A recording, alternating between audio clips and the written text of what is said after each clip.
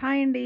పీతల ఇగురు చేస్తున్నానండి. కొబ్బరి పాలేసి చాలా చాలా టేస్ట్‌గా ఉంటుంది. ఒక్కసారి మీరు కూడా చూసేసేయండి. రబ్బర్లతో బంధించిన ఈ పీతలనైతే నీట్‌గా క్లీన్ చేసుకొని పక్కన పెట్టుకోవాలండి.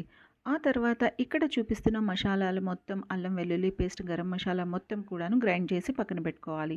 అలాగే హాఫ్ చెక్క కొబ్బరి కూడాను మిక్సీ చేసి దాని పాలు తీసి పక్కన పెట్టుకోవాలి. ఆ తర్వాత స్టవ్ మీద కడాయి పెట్టి ఆయిల్ వేసి అందులో ఒక 2-3 ఆనియన్స్ చిన్నగా కట్ చేసి వేసుకోవాలి.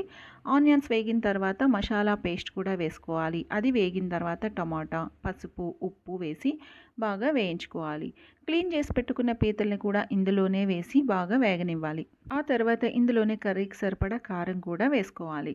పీతలు బాగా వేగిన తర్వాత ఇందులో అయితే కొబ్బరి పాలు వేసుకోవాలండి. కొబ్బరి పాలు ఈ కర్రీకి చాలా స్పెషల్ టేస్ట్‌ని అయితే ఇస్తాయి. ఇందులో మరి కాస్త వాటర్ వేసుకొని కర్రీని అయితే కుక్ చేసుకోవాలండి. ఇంకా ఫైనల్‌గా కాస్త కరివేపాకు, కొత్తిమీర వేసుకుంటే కర్రీ అయితే రెడీ అయిపోతుందండి.